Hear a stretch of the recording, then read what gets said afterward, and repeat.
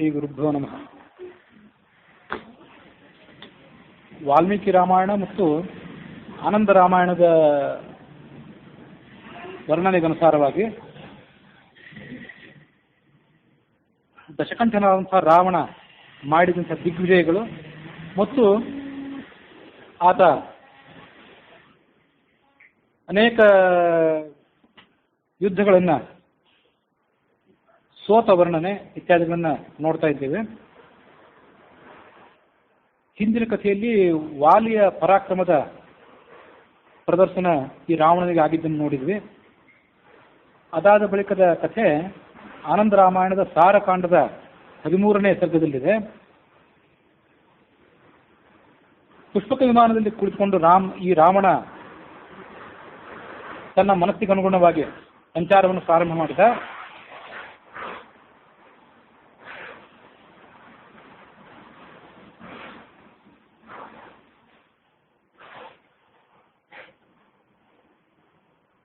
ಒಮ್ಮೆ ಪಾತಾಳಕ್ಕೆ ಬಂದವನು ಅಲ್ಲಿ ಬಲಿಯ ಅರಮನೆಗೆ ಬಂದ. ಬಲಿಯ ಅರಮನೆ ಕೋಟಿಗಟ್ಟಲೆ ಸೂರ್ಯರ ಬೆಳಕಿನ ಪ್ರಕಾಶದಿಂದ ಹೊಳೆಯುತ್ತಾ ಇತ್ತು. ಆ ಬಲಿಯ ಅರಮನೆಯ ಪ್ರಭಾವಲಯಕ್ಕೆ ಬಂದ ಕೂಡಲೇ ಈ ಪುಷ್ಪಕ ವಿಮಾನ ಮುಂದೆ ಸಂಚಾರವೇ ಮಾಡಲಿಲ್ಲ, ಅಲ್ಲೇ ನಿಂತು ಬಿಡ್ತದೆ. ತತ್ತೇಜೋಹತ ತೇಜಸ್ಕಂ ಪುಷ್ಪಕಂ ನ ಸಚಾಲವೈ. ಆಗ ರಾವಣ ತಾನೇ ಪುಷ್ಪಕ ವಿಮಾನದಿಂದ ಕೆಳಗಿಳಿದ. ಆ ಮಹಾದ್ವಾರದ ಮೂಲಕ ಆ ಪುಷ್ಪಕ ವಿಮಾನವನ್ನು ಕೆಳಗಿಳಿದು ಮಹಾದ್ವಾರದ ಮೂಲಕ ಬಲಿಯ ಆ ಅರಮನೆಯನ್ನ ಅವರ ನಗರವನ್ನು ಪ್ರವೇಶ ಮಾಡಿದ. ಪುರಂ ಪ್ರವಿಶ್ಯ ತದ್ವಾರಿ ತ್ವಾಂ ದದರ್ಶ ಚ ವಾಮನಂ ಕೋಟಿ ಸೂರ್ಯ ಪ್ರತೀಕಾಶಂ ಪೀತ ಕೌಶೇಯ ವಾಸಸಂ ಚತುರ್ಭುಜಂ ಸಪತ್ನೀಕಂ ದ್ವಾರರಕ್ಷಣ ತತ್ಪರಂ. ಆ ಬಾಗಿಲಿನಲ್ಲಿ ವಾಮನನನ್ನು ನೋಡಿದ. ವಾಮನ ಬಲಿಗೆ ಆಶ್ವಾಸನೆ ಕೊಟ್ಟಿದ್ನಲ್ಲ, ನೀನು ಈ ಸಾಮ್ರಾಜ್ಯವನ್ನು ಇಂದ್ರನಿಗೆ ಬಿಟ್ಟುಕೊಡು, ಪಾತಾಳಕ್ಕೆ ಹೋಗು, ನಿನ್ನ ದ್ವಾರಪಾಲಕನಾಗಿದ್ದು ನಿನ್ನ ಸಂರಕ್ಷಣೆ ನಾನು ಯಾವಾಗಲೂ ಮಾಡ್ತೀನಿ ಅಂತ ಹೇಳಿದ್ನಲ್ಲ, ಆ ರೀತಿಯಾಗಿ ದ್ವಾರ ರಕ್ಷಣ ತತ್ಪರನಾಗಿದ್ದ, ಚತುರ್ಭುಜನಾಗಿದ್ದ. ಇದೊಂದು ವಿಶಿಷ್ಟವಾದ ವರ್ಣನೆ. ವಾಮನನ ಚತುರ್ಭುಜದ ರೂಪ ನಾವು ನೋಡಿರ್ಲಿಕ್ಕಿಲ್ಲ. ಕೋಟಿ ಸೂರ್ಯರಂತೆ ಆತ ತೊಳಗುತ್ತಾ ಇದ್ದ, ಪೀತಾಂಬರವನ್ನು ಉಟ್ಕೊಂಡಿದ್ದ. ಮತ್ತೊಂದು ವಿಶಿಷ್ಟವಾದ ಮಾಹಿತಿ ಅಂತಂದ್ರೆ ಸಪತ್ನೀಕಂ. ವಾಮನನ ಪತ್ನಿಯ ಹೆಸರನ್ನ ನಾವೆಲ್ಲರೂ ಕೇಳಿರ್ಲಿಕ್ಕಿಲ್ಲ, ಪತ್ನಿಯ ಪ್ರಸ್ತಾವವನ್ನು ನಾನು ಅಂತೂ ಎಲ್ಲಿ ನೋಡಿರಲಿಲ್ಲ ಅಂತ ನಾವು ಕೇಳಿದ್ದೇವೆ. ಆದರೆ ವಾಮನ ಸಪತ್ನೀಕನಾಗಿದ್ದಂತೆ. ಅದಕ್ಕಾಗಿ ವಾಮನನಿಗೆ ಪತ್ನಿ ಯಾರು ಅಂತ ಆಲೋಚನೆ ಮಾಡಬೇಕಾಯ್ತು. ವಾಮನನ ಪತ್ನಿ ಯಾರು ಅಂದ್ರೆ ಸುಖಿ ಅಂತ ಲಕ್ಷ್ಮೀ ರೂಪ. ಈ ಮಾಹಿತಿ ನಮ್ಗೆ ಎಲ್ಲಿಂದ ಸಿಕ್ತಂದ್ರೆ ಇಂದಿರೇಶ ದಾಸರು ಅಂತ ಹೇಳಿ ಈ ಪಾಂಡುರಂಗಿ ವಂಶದ ಒಂದು ಕವಲು, ಶಿಕಾರಿಪುರದ ಒಂದು ಕವಲು, ಶಿವಮೊಗ್ಗ ಜಿಲ್ಲೆಯ ಶಿಕಾರಿಪುರದ ಒಂದು ಕವಲು, ಪಾಂಡುರಂಗಿ ಹುಚ್ಚಾಚಾರ್ಯರು ಅಂತ ಹೇಳಿ. ಅವರು ತಿರುಪತಿಯಲ್ಲಿ ಧರ್ಮಚಕ್ರವನ್ನು ಇಟ್ಕೊಂಡು ಬಂದಂಥ ಭಕ್ತರಿಗೆಲ್ಲ ಅನ್ನದಾನ ಮಾಡ್ತಾ ಸತ್ಯಜ್ಞಾನದ ಸಮಕಾಲೀನರಾಗಿದ್ರು. ಸತ್ಯಜ್ಞಾನದ ಕಾಲಕ್ಕೆ ಸಾಕಷ್ಟು ಮುಪ್ಪಿನವರು ಕೂಡ ಆಗಿದ್ರು. ಹೀಗಾಗಿ ಬೆಟ್ಟದ ಆಚಾರ್ಯರು ಅಂತಲೇ ಅವರಿಗೆ ಹೆಸರಿತ್ತು. ಅವರು ಇಂದಿರೇಶ ದಾಸರು ಅನ್ನುವ ಅಂಕಿತದಲ್ಲಿ ನಾನಾ ರೀತಿಯಾದಂಥ ಸ್ತೋತ್ರಗಳನ್ನು ರಚನೆ ಮಾಡಿದ್ದಾರೆ. ಅದರಲ್ಲಿ ಲಕ್ಷ್ಮೀ ಲೀಲಾಮೃತ ಅಂತ ಇದೊಂದು ಲಕ್ಷ್ಮೀ ದೇವಿಯ ಲೀಲೆಗಳನ್ನು ವರ್ಣನೆ ಮಾಡುವಂಥ ಒಂದು ಸ್ತೋತ್ರ ಇದೆ. ಹೇಳುವೆ ನಿನ್ನ ಬಹಳ ಮಹಿಮೆಗಳ ಬಾಲಕೃಷ್ಣನ ಹೃದಯದಾಲಯದೊಳಗಿಟ್ಟು ಆಳುವು ಅಗಲಾದೆ ನೀಲ ಸಾರಸನೇತ್ರೆ 7 ಜಗದಾಲಯದೆ ಅಂತ ಅದರ ಆರಂಭ. ಭೂಪಾಳಿ ರಾಗದಲ್ಲಿ ಛಾಪ ತಾಳದಲ್ಲಿ ಇರುವಂಥ ಒಂದು ಲಕ್ಷ್ಮೀ ಲೀಲಾಮೃತ ಅನ್ನುವಂಥ ಸ್ತೋತ್ರ ಇದು. ಅದರಲ್ಲಿ ಭಗವಂತನ ಕೂರ್ಮ ರೂಪ ಮತ್ತು ಮತ್ಸ್ಯ ರೂಪದ ಪತ್ನಿಯರ ಅಂದ್ರೆ ಲಕ್ಷ್ಮೀ ದೇವಿಯ ರೂಪಗಳನ್ನು ಕೂಡ ಅಲ್ಲಿ ವರ್ಣನೆ ಮಾಡಿದ್ದಿದೆ. ಮೀನು ಜನ್ಮದಲ್ಲಿ ವೇದ ಅನ್ನುವ ರೂಪದಿಂದ ಲಕ್ಷ್ಮೀ ಆತನಿಗೆ ಪತ್ನಿಯಾಗಿದ್ದಳು ಮತ್ತು ಕೂರ್ಮ ರೂಪದಲ್ಲಿ ಆತನಿಗೆ ವೇದವತಿ ಅನ್ನುವ ರೂಪದಿಂದ ಆಕೆ ಪತ್ನಿಯಾಗಿದ್ದಳು ಅಂತ ಮೊನ್ನೆ ದಿವಸ ನಾವು ಹೇಳಿದ್ದೆ. ಅದರಂತೆ ಇದು ವಾಮನ ರೂಪಕ್ಕೆ ಸಂಬಂಧಪಟ್ಟದ್ದು. ಬಲಿಯು ದೇವತೆಗಳ ವಲಯ ಜಯಿಸಿ ಶಕ್ರ ಹಲವು ವ್ಯಾಜವ ಕೊಂಡು ಬಲು ಮತ್ತನಾಗಲು ನಳಿನ ನಯನ ಪುಟ್ಟೆ ಇಳಿಯೊಳು ಸುಖಿಯೆಂಬೋ ಚೆಲುವ ನಾಮದಿ ಒಟುಲಲನೆಯಾದೆ. ಬಲಿ ದೇವತೆಗಳ ವಲಯ ಅಂದ್ರೆ ಸಾಮ್ರಾಜ್ಯವನ್ನೆಲ್ಲ ಗೆದ್ದ. ಆಗ ನಳಿನ ನಯನ ಕಮಲಾಕ್ಷನಾದಂಥ ವಿಷ್ಣು ಇಳಿಯಲು ಪುಟ್ಟೆ ಆತ ಭೂಲೋಕದಲ್ಲಿ ಹುಟ್ಟಿ ಬಂದಾಗ ಸುಖಿ ಎಂಬೋ ಚಲುವ ನಾಮದಿ, ಸುಖಿ ಎನ್ನುವಂಥ ಒಂದು ಸುಂದರ ನಾಮದಿಂದ ನೀನು ಆ ವಟುರೂಪನಾದಂಥ ವಾಮನನ ಪತ್ನಿಯಾಗಿದ್ದು ನೀನು ಅನ್ನುವಂಥ ಮಾಹಿತಿಯನ್ನ ಆ ಇಂದಿರೇಶ ದಾಸರ ಲಕ್ಷ್ಮೀ ಲೀಲಾಮೃತ ಅನ್ನೋದ್ರಲ್ಲಿ ನಾವು ನೋಡ್ತೇವೆ. ಇದನ್ನು ಬಿಟ್ಟು ಮತ್ಸ್ಯಾವತಾರದೊಳಗೆ ವೇದ, ಕೂರ್ಮಾವತಾರದೊಳಗೆ ವೇದವತಿ, ಹೀಗೆ. ಆಮೇಲೆ ಪರಶುರಾಮ ಅವತಾರದ ಇದ್ದಾಗಂತೆಲ್ಲ ವರಾಹಾವತಾರದಲ್ಲಿ ಭೂ ಅಂದ್ರೆ ಈ ಪಂಚಭೂತದೊಳಗೆ ಸೇರಿದಂತಹ ಭೂದೇವಿ, ಅದರೊಳಗಿದ್ದಂತಹ ಲಕ್ಷ್ಮೀದೇವಿಯ ಭೂರೂಪ. ನರಸಿಂಹ ರೂಪದಲ್ಲಿ ಲಕ್ಷ್ಮೀದೇವಿ, ವಾಮನ ರೂಪದಲ್ಲಿ ಸುಖಿ, ಪರಶುರಾಮ ರೂಪದಲ್ಲಿ ಹರಿಣೀಪತಿ ಪರಶುರಾಮ ಅಂತ ಹೇಳಿ ನಾವು ಭವಿಷ್ಯದಲ್ಲಿ ಹೇಳ್ತೀವಿ. ರಾಮಾವತಾರದಲ್ಲಿ ಸೀತೆ, ಕೃಷ್ಣಾವತಾರದಲ್ಲಿ ರುಕ್ಮಿಣಿ ಸತ್ಯಭಾಮಿಯರು, ಈಗ ಅದನ್ನೆಲ್ಲ ನೋಡ್ತೇವೆ ನಾವು. ಹೀಗೆ ಆ ಇಂದಿರೇಶದಾಸರ ಲಕ್ಷ್ಮೀ ಲೀಲಾಮೃತ ಅನ್ನುವ ಪುಸ್ತಕದಿಂದ ನಾವು ಮಾಹಿತಿ ಸಿಕ್ಕಿದ್ವಿ. ಅಂದರೆ ಸುಮ್ಮನೆ ವಾಮನ ಪತ್ನಿ ಸುಖಿ ಅಂತ ಹೇಳೋ ಬದಲು ಅವರೊಬ್ಬರು ಜ್ಞಾನಿಗಳ ಮಾತನ್ನು ನೆನೆಸ್ಕೊಂಡಂಗಾಯ್ತು. ಎಲ್ಲ ಇದನ್ನೆಲ್ಲ ಓದ್ಲಿಕ್ಕೆ ಸಾಧ್ಯ ಇಲ್ಲ, ಇದನ್ನೆಲ್ಲ ನಮ್ಮ ತಾಯಿಯವರ ಮೂಲಕ ಆ ಮಾಹಿತಿ ಸಿಕ್ತು. ಈ ಸಂದರ್ಭದಲ್ಲಿ ಅವರಿಗೆ ಕೃತಜ್ಞತೆಗಳು. ಪ್ರವಚನ ಆದಮೇಲೆ ಎಲ್ಲ ಮುಗಿಯೋ ಮಂಗಳೂರು ದಿವಸ ಎಲ್ಲರಿಗೂ ಕೃತಜ್ಞತೆಗಳು ಕಷ್ಟ ಆಗ್ತದೆ. ಯಾರ್ಯಾರಿಗೂ ಎಷ್ಟೆಷ್ಟೋ ಜನರಿಗೆ ದೂರವಾಣಿ ಮೂಲಕ ಯಾರ್ಯಾರಿಗೂ ಸಲಹೆ ತೊಗೊಂಡಿರ್ತೀವಿ, ನೆನಪಾದನ್ನು ಹೇಳ್ತೀವಿ, ಆ ಸಂದರ್ಭದಲ್ಲಿ ಮರೆತು ಹೋಗೋದು ಹೆಚ್ಚು. ಅದಕ್ಕಾಗಿ ಹೇಳಿ ಮುಗಿಸ್ತೀವಿ. ಚತುರ್ಭುಜಂ ಸಪತ್ನೀಕಂ, ಚತುರ್ಭುಜನಾದಂತಹ ಸಪತ್ನೀಕನಾದಂತಹ ವಾಮನನನ್ನು ನೋಡಿದ ರಾವಣ. ಹೇಳಿದ ಕೋತ್ತ ರಾಜಾಸ್ತಿ, ಇಲ್ಲಿ ಯಾರು ರಾಜ? ಆಗ ವಾಮನ ಏನು ಮಾತಾಡಲಿಲ್ಲ, ಸುಮ್ಮನೆ ಇದ್ದ. ಈ ರಾವಣ ಏನು ತಿಳ್ಕೊಂಡ? ದ್ವಾರಪಾಲಕ ಬಹುಶಃ ಕಿವಿಡಿರಬೇಕು ಅಂತ ತಿಳ್ಕೊಂಡ. ತದಾತ್ವ ಬಧಿರಮ್ಮತ್ವ ಸವಿವೇಶ ಬಲಿಯ ಗೃಹದೊಳಗೆ ಹೋದ. ಬಲಿ ಏನು ಮಾಡ್ತಿದ್ದ ಆ ಸಂದರ್ಭದಲ್ಲಿ ಅಂದರೆ, ತಾರಕ್ರೀಡನು ತತ್ಪರಂ, ತನ್ನ ಪತ್ನಿಯ ಜೊತೆಗೆ ಆತ ಸಾರಿ ಕ್ರೀಡ ಜೂಜಾಟದಲ್ಲಿ ತೊಡಗಿದ್ದ, ಪಕಡೆಯ ಆಟದಲ್ಲಿ ಆತ ತೊಡಗಿದ್ದ. ತತ್ರೈವ ತಸ್ಥೌ ತತ್ರ ಕ್ಷಣಂ ತೂಷ್ಣೀಂ ಬಲೇರ್ಲಕ್ಷ್ಮೀಂ ಬೆಲೋಕಯತ್. ಈ ರಾವಣ ಅಲ್ಲೇ ನಿಂತ್ಕೊಂಡ, ಕಣ್ಣಾಡಿಸಿ ಸುತ್ತಮುತ್ತಲು ನೋಡಿದ ಆ ಬಲಿಯ ವೈಭವವನ್ನೆಲ್ಲ. ತಾವತ್ ದೂರೇ ಬಲೇರ್ಹಸ್ತ ಕ್ರೀಡಾಪಾಸಃ ಅಪತದ್ ಭುವಿ. ಈ ರಾವಣ ಹಾಗೆ ನೋಡ್ತಿದ್ದಾಗ ಆ ಬಲಿಯ ಕೈಯಿಂದ ಪಗಡೆ ಕೆಳಗೆ ಬಿತ್ತು. ಕವಡೆ ಹಾಕಿ ಅದೇನು ಆಟ ಆಡ್ತಾರಲ್ಲ, ಆ ಕವಡೆ ಬಲಿಯ ಕೈಯಿಂದ ಜಾರಿ ಕೆಳಗೆ ಬಿತ್ತು. ಆಗ ಬಲಿ ರಾವಣನನ್ನು ನೋಡಿದ್ದೆ ಬಂದು ನಿಂತಿದ್ದನ್ನ. ಈ ರಾವಣನಿಗೆ ತನ್ನ ಪರಾಕ್ರಮ ಎಷ್ಟು ಅಂತ ಅನ್ನೋದನ್ನ ಬಲಿ ತೋರಿಸ್ಬೇಕಾಗಿತ್ತು.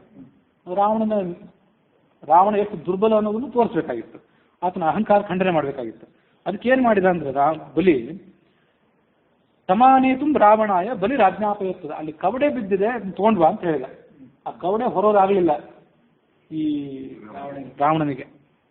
ರಾವಣೋಪಿ ತಮಾನೇತು ಯಯೌ ಪಾಸಾಂತಿಕಂ ಜವಾತ್ ಪ್ರೋಚ್ಚಚಾಲ ಭುವಃ ಪಾಸಂ ಕರೇಣ ನ ಚಚಾಲ ಸಹ. ಅವನು ಎಷ್ಟೇ ತಿನ್ಕಾಡಿದ್ರು ಆ ಕವಡೆ ಭೂಮಿಯಿಂದ ಮೇಲೆ ಏಳಲಿಲ್ಲ. ವಿಂಶದ್ದೋರ್ಪಿ ಕ್ರಮೇಣಾಸು ಯಾವತ್ ಪಾಸಂ ನ ಚಾಲಯತ್. 20 ತೋಳಗಳಿಂದ ಪ್ರಯತ್ನ ಪಟ್ಟ, ಒಂದು ತೋಳಗಳಿಂದ ಆಗಲಿಲ್ಲ. ಮೊದಲು ಒಂದು ಬೆರಳಿಂದ ಪ್ರಯತ್ನ ಪಟ್ಟಿದ್ದಿರಬೇಕು, ಆಮೇಲೆ ಇಡೀ ಕೈಯ ಶಕ್ತಿಯನ್ನು ಹಾಕಿದ, ಆಮೇಲೆ 20 ತೋಳಗಳ ಶಕ್ತಿಯನ್ನು ಹಾಕಿದ. ಯಾವುದೋ ಆತನಿಗೆ ಕೆಲಸವೇ ಆಗಲಿಲ್ಲ. ಆ ಕೊನೆಗೆ ಆ ಕವಡೆಯ ಭಾರದಿಂದ ಅವನ ಬೆರಳುಗಳೆಲ್ಲ ನೋಯ್ಲಿಕ್ಕೆ ಪ್ರಾರಂಭ ಆದವು. ನ ನಿಷ್ಕ್ರಮುಹು ಆತತಲ ಅದು ಚೂರ್ಣಿತಃ ರುಜಿರಾತ್ಮತಃ.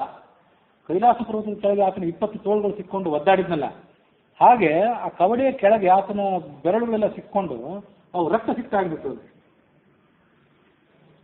ಸದಾ ಚುಕ್ರೋಶ ದೀರ್ಘವಾಗಿ ಆತ ಆಕ್ರಂದನ ಮಾಡಿದ. ಆಗ ಬಲಿ ಏನು ಮಾಡಿದ, ಒಬ್ಬ ದಾಸಿಗೆ ಹೇಳಿ ತರಿಸ್ಕೊಂಡ, ರಾವಣನಿಗೆ ಅದನ್ನು ತರೋದಾಗ್ತಿಲ್ಲ, ನೀ ತಂದು ಕೊಡು ಅಂತ ಹೇಳಿ ಒಬ್ಬ 6 ಹೆಣ್ಮಗಳಿಗೆ ಹೇಳಿ ಅದನ್ನು ತರಿಸ್ಕೊಂಡ. ಧಿಕ್ಕತ್ವ ರಾವಣಂ ತಂತು ಗೃಹ ನಿಷ್ಕಾಸೆಯದ್ ಬಹಿ. ನೀನೆಂತ ಬಲಿಸ, ಎಂಥ ದೊಡ್ಡ ರಾಜ ನೀನು ಅಂತ ರಾವಣನಿಗೆ ಧಿಕ್ಕಾರ ಹಾಕಿ ಮನೆಯಿಂದ ಹೊರಗೆ ಓಡಿಸಿಬಿಟ್ಟ ಅವನ್ನ.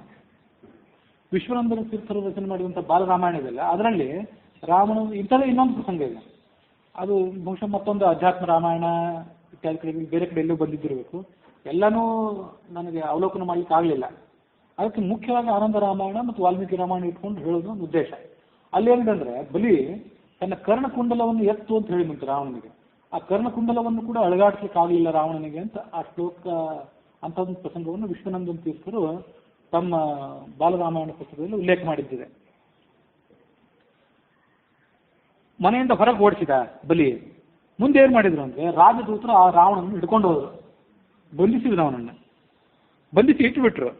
ಇಟ್ಟ ಮೇಲೆ ಆತನಿಗೆ ಭೋಜನ ಹೇಗೆ ಅಂತಂದರೆ ತದುಚ್ಚಿಷ್ಟೈಸ್ತು ಪೋಷಿತ. ಬಲಿಯ ಎಂಜಲಲ್ಲ, ಆ ಬಲಿಯ ಸೇವಕರು ತಿಂದು ಉಳಿದಂಥ ಎಂಜಲನ್ನು ರಾವಣನಿಗೆ ಹಾಕಿ ಆತ ಹೊಟ್ಟೆ ಹೊರೆಯುವಂತೆ ಮಾಡ್ಕೊಂಡ್ರು. ಕೊನೆಗೆ ಅವನಿಗೆ ಹಾಗೆ ಬಿಡಲಿಲ್ಲ. ಸೆರೆಯಾಳುಗಳಿಗೆ ಕೆಲಸ ಮಾಡಿಸ್ತಾರಲ್ಲ, ಅಶ್ವಾನಾಂ ಶಕೃತಂ ನೀತ್ವ, ಕುದುರೆ ಲಾಯಕ್ ಕಳಿಸಿದ್ರು. ಕುದುರೆ ಲಜ್ಜಿ ಎಲ್ಲ ಬಳಿದು ಸ್ವಚ್ಛ ಮಾಡಿ ಹೋಗುವಂತೇಳಿ.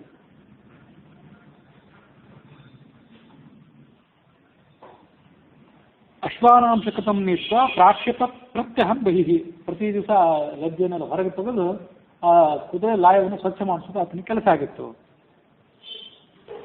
ಕೊನೆಗೆ ರಾವಣನಿಗೆ ಸಾಕಾಯ್ತು. ಎಷ್ಟೋ ದಿವಸ ಹಾಗೆ ಕಳೆದ. ದ್ವಾಪರ ಯುಗ ಬಂತು. ಮತ್ತೆ ಎಷ್ಟನೇ ದ್ವಾಪರ ಯುಗ ಅಂತೆಲ್ಲ ಮಾಹಿತಿ ಇಲ್ಲ. ವಾಮನ ಕಡೆ ಬಂದ. ತ್ವಯಾ ಸ್ವಪಾದ ಸಂಲಗ್ನ ಸ್ವಪಾದಾಂಗುಷ್ಠೇನ ಖೇರ್ಪಿತ. ರಾವಣ ಈ ವಾಮನ ಕಡೆ ಬಂದಾಗ ಆ ವಾಮನ ಏನ್ ಮಾಡಿದ, ತನ್ನ ಪಾದದ ಅಂಗುಷ್ಠದಿಂದ, ಹೆಬ್ಬೆರಳಿನಿಂದ ಆತನನ್ನು ಚಿಮ್ಮಿದ. ಎಲ್ಲೋ ಹೋಗಿ ಬಿದ್ದು ಬಿಟ್ಟವನು, ಆಕಾಶಕ್ಕೆ ಹೋಗಿ ಚಿಮ್ಮಿ ಬಿದ್ದ. ಒಂದು ಕವಡೆಯೋ ಸಣ್ಣ ಸಣ್ಣ ಕಲ್ಲೋ ಹೋಗಿ ಚಿಮ್ಮಿ ಬಿದ್ದಂತೆ ಈ ರಾವಣ ಎಲ್ಲೋ ಹೋಗಿ ಚಿಮ್ಮಿ ಬಿದ್ದ. ಕೊನೆಗೆ ಲಂಕಾನಗರಕ್ಕೆ ಬಂದ. ಅವನ ಪರಿಸ್ಥಿತಿ ಎಲ್ಲಿ ಬಂದಿತ್ತು ಅಂದ್ರೆ ಕೊನೆಗೆ ಯಯೌ ಮೇನೆ ನಿಜಂ ಜನ್ಮ ದ್ವಿತೀಯಂ, ಇವತ್ತು ನನಗೆ ಎರಡನೇ ಜನ್ಮ ಬಂದಂತೆ ಆಯಿತು ಅಂತ ತಿಳ್ಕೊಂಡವನು. ಅಷ್ಟು ಶಾಂತನಾಗಿದ್ದ.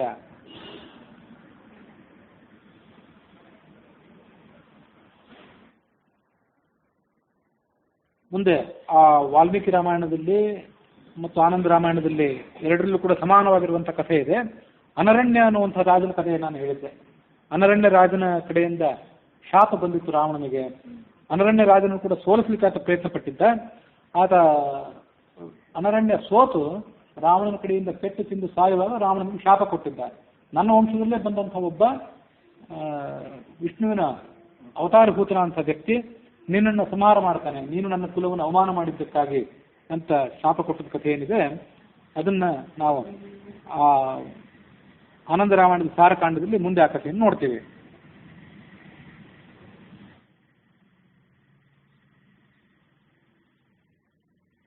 ಭೂತ್ವಾ ತ್ವಾಂ ಸಂಗರೇಣೇವ ಸಕುಟುಂಬಂ ವಧಿಷ್ಯತಿ ಇತ್ಯುಕ್ತ್ವಾ ಸಗತೋ ನಾಕಂ ರಾವಣೋಪಿ ಪುರೀಂ ಯಯೋ ಸನತ್ಕುಮಾರಮೇಕಾಂತೆ ಸನ್ನಿರೀಕ್ಷೈಕದಾಸುರಃ ನತ್ವಾ ಪಪೃಚ್ಛ ದೇವೇಶು ಕೋ ವರಶ್ಚೇತಿ ಸಾದರಂ.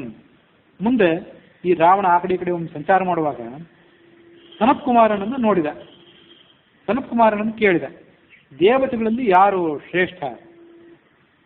ಆಗ ಮುನಿ ಹೇಳಿದ, ಮುನಿಸ್ಪ್ರಾಹ ಮಹಾವಿಷ್ಣು, ಮಹಾವಿಷ್ಣು ದೇವತೆಗಳಲ್ಲಿ ಶ್ರೇಷ್ಠ ಅಂತ ಹೇಳಿದ. ಆಯ್ತು. ಈ ರಾವಣ ಏನು ಕೇಳಿದ ಅಂದ್ರೆ, ವಿಷ್ಣುನ ಏಹತಾಹ ಯುದ್ಧೆ ರಾಕ್ಷಸಾದ್ಯಾಹ ಲಭಂತಿ ಕಾಂ ಗತಿಂ. ಆಯ್ತು, ವಿಷ್ಣು ಶ್ರೇಷ್ಠ ಅಂತ ಹೇಳ್ತಿರಲ್ಲ, ವಿಷ್ಣುವಿನ ಜೊತೆ ಯುದ್ಧ ಮಾಡಿ ಆತನ ಕೈಯಿಂದ ಹತ್ಯೆಗೊಳಗಾದಂಥವರಿಗೆ, ರಾಕ್ಷಸರಿಗೆ ಯಾವ ಗತಿ ಬರ್ತದೆ ಅದನ್ನು ಸ್ವಲ್ಪ ತಿಳಿಸಿ ಅಂತ ಕೇಳಿದ ಈ ರಾವಣ. ಮುಕ್ತಿಂ ಯಾವಂತಿ ದುರ್ಲಭ, ಅತ್ಯಂತ ದುರ್ಲಭ ಅಂತ ಮುಕ್ತಿಗೆ ಹೋಗ್ತಾರವರು ವಿಷ್ಣುವಿನ ಜೊತೆಗೆ ಯುದ್ಧ ಮಾಡಿ ಹತ್ಯೆಗೊಳಗಾದವರು ಅಂತ ಸನತ್ಕುಮಾರ ಉತ್ತರ ಹೇಳಿದ.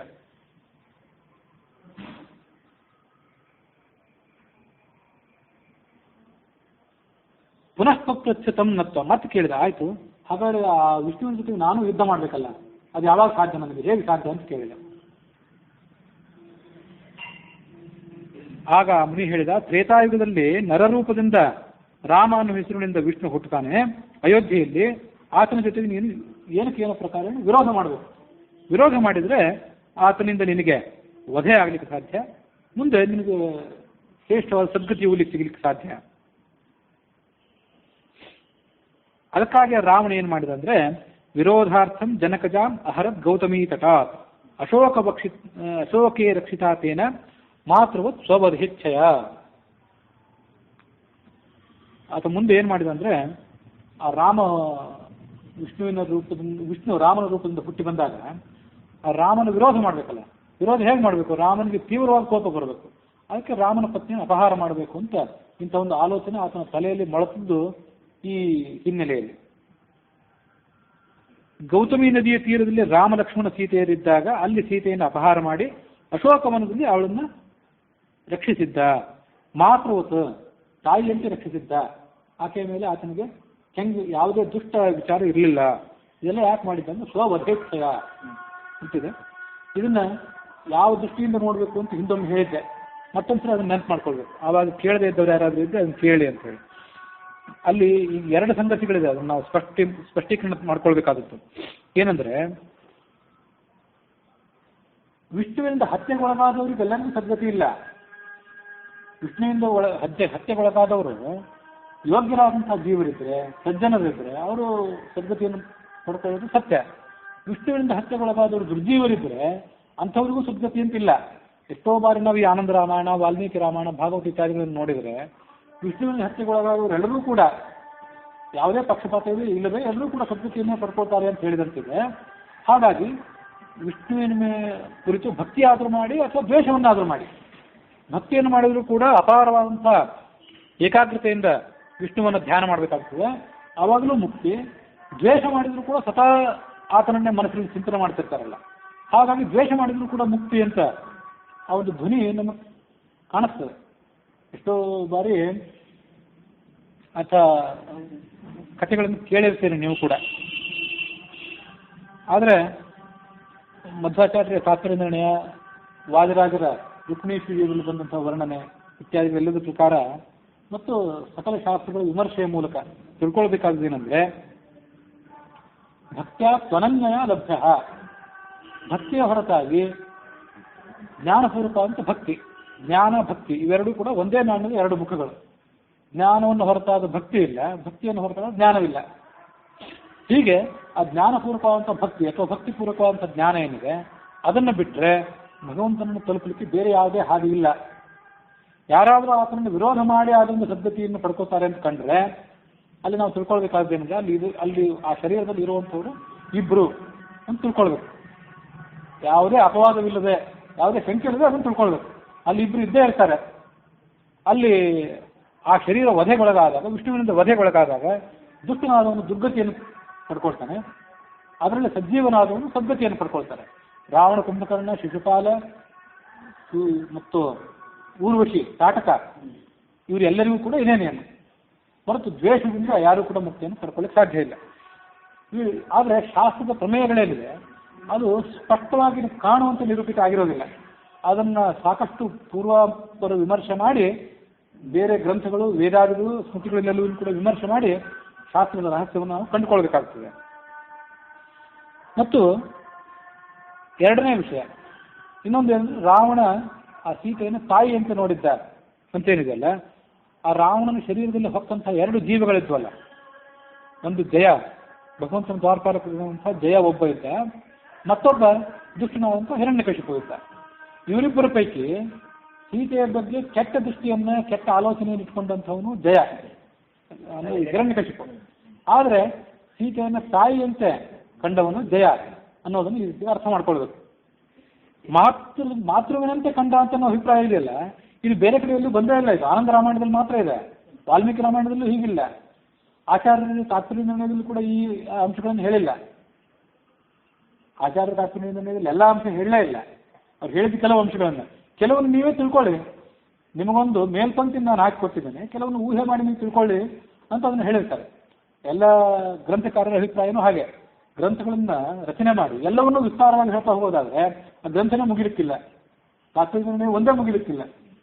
ಹಾಗಾಗಿ ಕೆಲವನ್ನು ಹೇಳಿರ್ತಾರೆ, ಆ ಮೇಲ್ಪಂಕ್ತಿಯಿಂದ ಉಳಿದುದನ್ನು ನಾವು ಅರ್ಥ ಮಾಡ್ಕೊಳ್ಬೇಕು. ಮಾತೃಭೂತ ಅಂತ ಬರುವಂಥ ಮಾಹಿತಿ ಏನಿದೆ, ರಾವಣ ಸೀತೆಯನ್ನು ತಾಯಿ ಅಂತ ಕಂಡ ಅನ್ನೋ ಮಾಹಿತಿ ಏನಿದೆ, ಅದು ಆನಂದ ರಾಮಾಯಣದಲ್ಲಿ ಮಾತ್ರ. ಅದ್ರ ಹಿನ್ನೆಲೆಯನ್ನ ಅದರೊಳಗಿರುವಂಥ ಇಬ್ಬರು ಜೀವರು ಅನ್ನೋ ಅರ್ಥದಲ್ಲಿ ತಿಳ್ಕೊಳ್ಬೇಕು.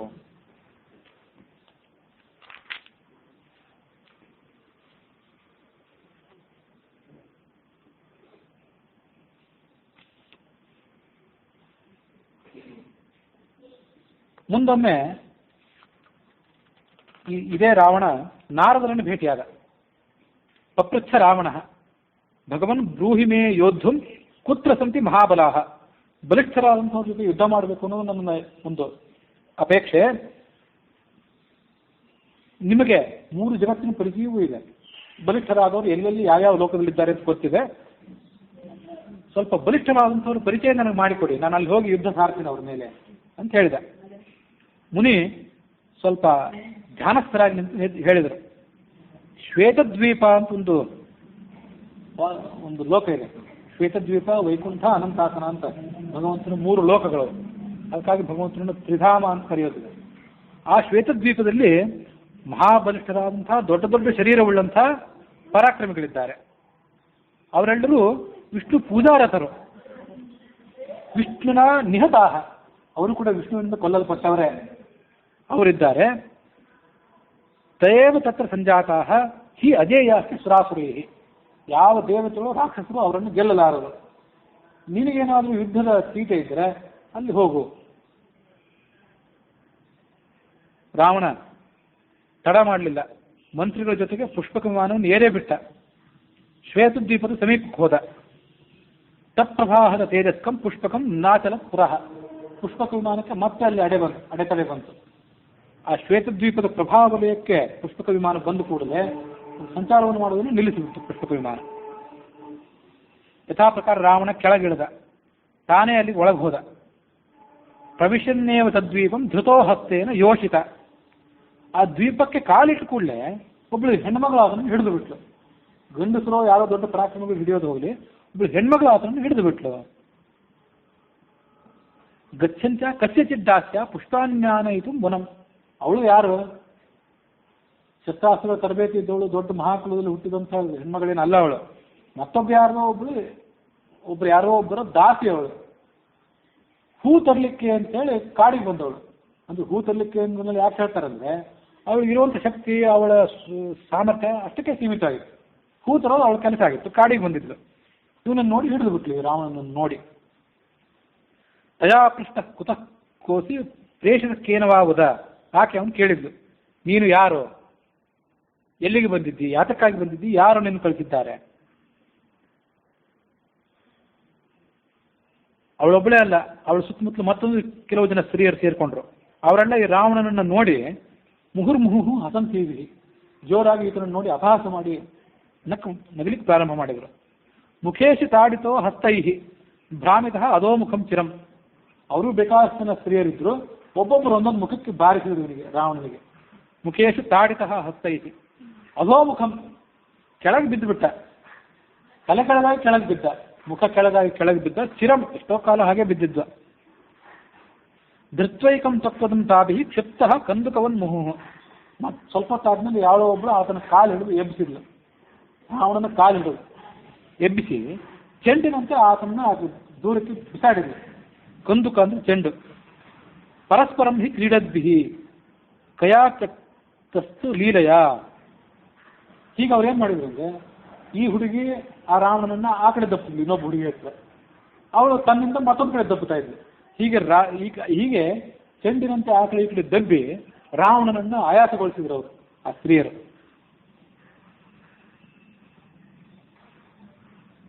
ಕೊನೆಗೆ ಅವ್ರಿಗೂ ಸಾಕಾಯ್ತು ಆಟ ಆಡಿ, ಜೋರಾಗಿ ಚಿಮ್ಮಿದ್ರು.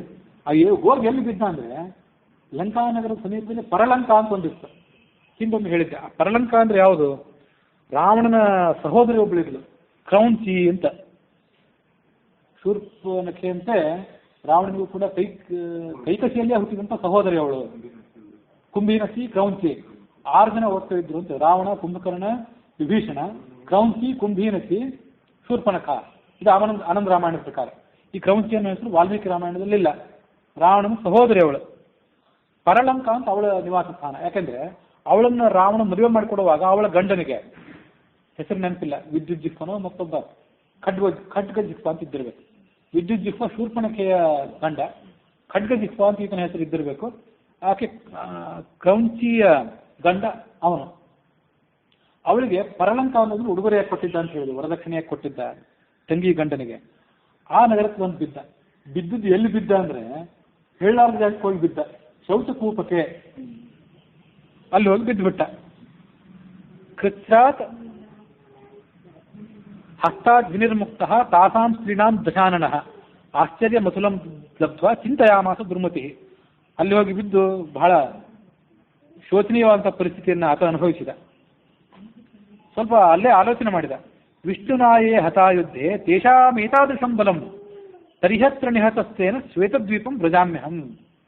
ನಾನೀಗ ಪಡಿಸ್ಕೊಂಡು ಬಂದದ್ದು ಯಾರ ಕಡೆಯಿಂದ ಅಂದರೆ ವಿಷ್ಣುವಿನ ಕೈಯಿಂದ ಹತ್ಯೆಗೊಳಗಾದವರ ದಾಸಿಯರ ಕಡೆಯಿಂದ. ಅಂಥವ್ರಿಗೆ ಇಷ್ಟ, ವಿಷ್ಣುವಿನ ಕೈಯಿಂದ ಹತ್ಯೆಗೊಳಗಾದ ರಾಕ್ಷಸರು ಅವರ ದಾಸಿಯರಿಗೆ ಇಷ್ಟೆಲ್ಲ ಬಲ ಇತ್ತು ಅಂದರೆ ನಾನು ಕೂಡ ಶ್ವೇತದ್ವೀಪಕ್ಕೆ ಹೋಗಬೇಕು, ಅಲ್ಲಿ ಶಾಶ್ವತವಾದಂಥ ಸ್ಥಾನ ನಾನು ಮಾಡ್ಕೊಳ್ಬೇಕು ಅಂತ ಆಲೋಚನೆ ಮಾಡಿದೆ. ಮಯಿ ವಿಷ್ಣು ಯಥಾ ಕುಪ್ಪೆ ತಥಾ ಕಾರ್ಯಂ ಕರೋಮ್ಯಹಂ. ವಿಷ್ಣುವಿಗೆ ನನ್ನ ಬಗ್ಗೆ ತೀವ್ರವಾದಂಥ ಕೋಪ ಬರಬೇಕು, ಏನು ಮಾಡಿದ ಕೋಪ ಬರ್ತದೆ ಹಾಗೆ ನಾನು ಮಾಡ್ತೇನೆ ಅಂತ ಆಲೋಚನೆ ಮಾಡಿದ. ಇತಿ ನಿಶ್ಚಿತ್ಯ ವೈದೇಹಿ ಜಹಾರ ರಾವಣ ವನಾತ್. ಹೀಗೆ ಆಲೋಚನೆ ಮಾಡಿ ಸೀತೆಯನ್ನು ಕದ್ದಿದ್ದ ಆತ ಅಂತ ಹೇಳ್ತು ಆನಂದ ರಾಮಾಯಣ. ಜಾನನ್ಯವ ಮಹಾಲಕ್ಷ್ಮೀಂ ಸ ಜಹಾರ ಅವನೀಸುತಾಂ. ಭೂದೇವಿಯ ಮಗಳಾದಂಥ ಸೀತೆ ಇವಳು ಮಹಾಲಕ್ಷ್ಮಿಯನ್ನು ಸಂಗತಿ ಅವನಿಗೆ ಗೊತ್ತೇ ಇರ್ತದೆ, ಗೊತ್ತಿದ್ದೇ ಆತ ಅಪಹಾರ ಮಾಡಿದ. ಮಾತ್ರವ ಪಾಲಯಾಮಾಸ. ಮತ್ತೊಮ್ಮೆ ಹೇಳ್ತು ಆನಂದ ರಾಮಾಯಣ. ಸ ಕಾಂಕ್ಷನ್ ವಧಂ ನಿಜಂ. ತಾನು ವಿಷ್ಣುವಿನ ಕೈಯಿಂದ ಹತ್ಯೆಗೊಳಗಾಗಬೇಕು ಅನ್ನುವಂಥ ಅಭಿಪ್ರಾಯ ಆತನಿಗಿತ್ತು.